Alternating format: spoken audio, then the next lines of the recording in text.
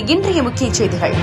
கோவையில் திமுக முப்பெரும் விழாவிற்கு திருவாரூர் மாவட்ட திமுக சார்பில் பெருந்திரளாக பங்கேற்பது என திருவாரூர் திமுக மாவட்ட செயல்வீரர் கூட்டத்தில் தீர்மானம் நிறைவேற்றப்பட்டது.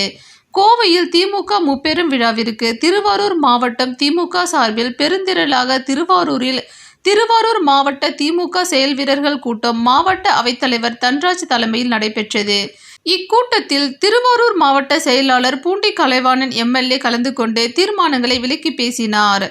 இதில் தீர்மானங்களாக கோவையில் திமுக முப்பெரும் விழாவிற்கு திருவாரூர் மாவட்டம் திமுக சார்பில் பெருந்திரளாக கலந்து கொள்ள வேண்டும். 40 தொகுதிகளிலும் இந்தியா கூட்டணியை வெற்றி பெற செய்த தமிழ்நாடு முதல்வர் மு.க. ஸ்டாலின் அவர்களுக்கு பாராட்டுக்களை தெரிவித்து தீர்மானம் நிறைவேற்றப்பட்டது.